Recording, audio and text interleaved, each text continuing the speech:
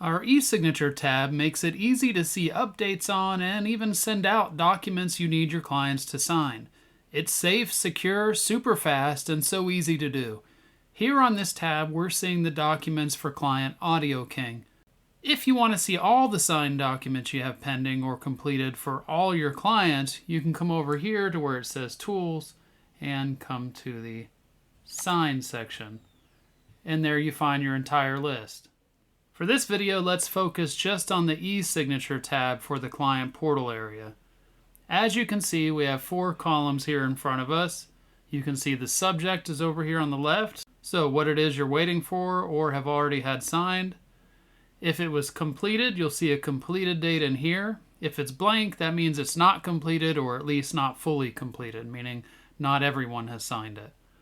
The participants column shows you who you're waiting on the e-sign from. So if you hover over one, like this one here says 3 participants, if I hover over it, you can see that Chris has signed the document, but Richard and Janice still have not. Then you have the actual documents column. If you see no documents, that means that not all parties have signed. You will only see documents over here if everyone has signed. So for example, with this one here, everyone has signed. Now that I've hovered over it, you can see the actual name of the document, and you can actually download it to your computer if you want to.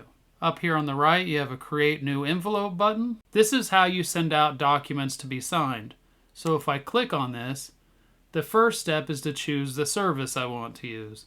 My options are DocuSign or our own TPS software e-signing service.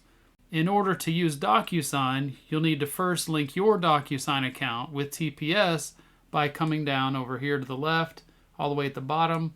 You go to the integration section, and where it says configure, and there's a document signing section. You find DocuSign and link your account there. If you use the TPS option, you don't have to do that step in the process.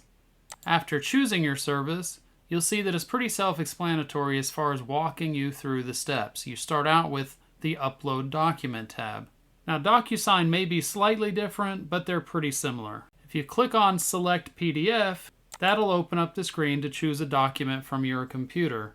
I'm going to choose this one here that I have ready for this. It's just an important document example. As you can see now off to the right, I have the options to see the actual document, like a preview of the document, or I can X out of it and start over if I want to, but I want to create my template now. On this screen, you'll need to add how many people will need to sign it.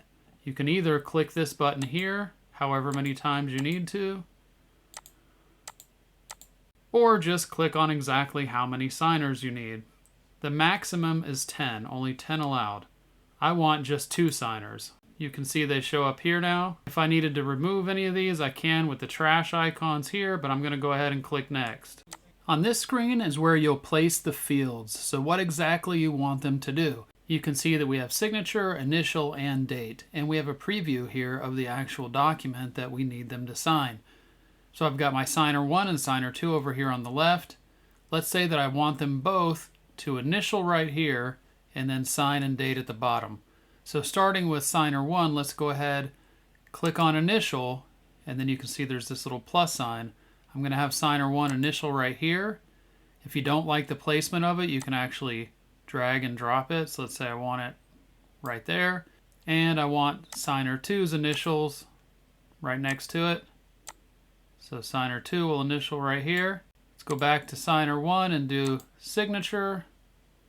We want signer 1's signature right here, and let's say the date right under it. And let's do signer 2's signature with the date right under it. You just line those up how you want them. And you can imagine if you had a signer 3, 4, 5, you would just continue with the process, putting what you need them to do over here on the actual document. Once you have that set up exactly how you want it, you go ahead and click Next. And you come to the screen where you're actually going to put in the information for the signers. Because we are in Audio King's file already in their client portal, it brings up Audio King. You'll notice when you do this process over on the Tools Sign page, you have to actually choose a client.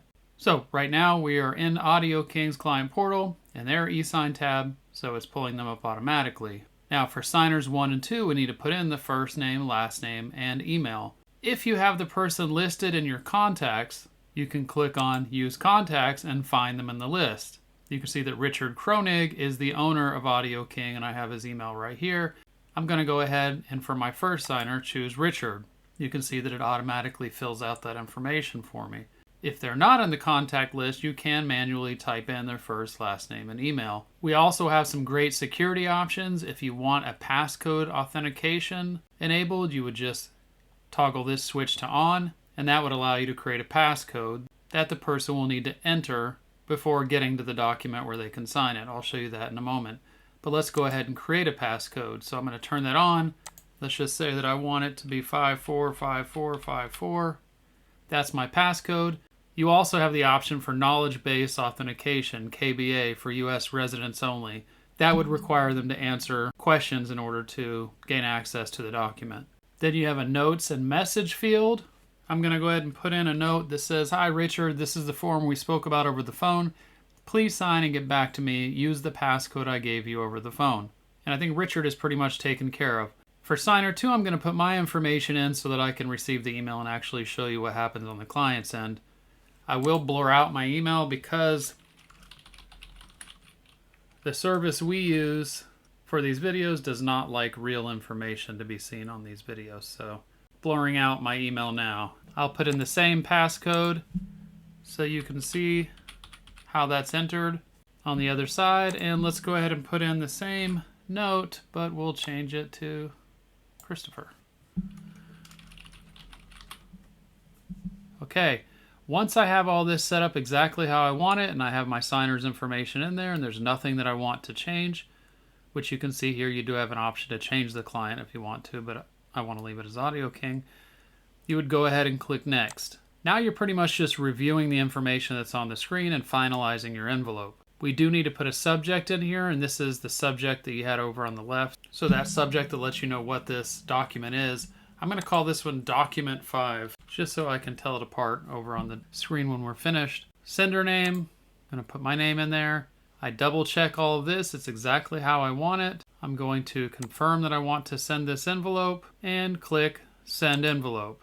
Now you can see Document 5 is here. It doesn't have a completed date. It's for 2 participants. If I hover over, I can see them both.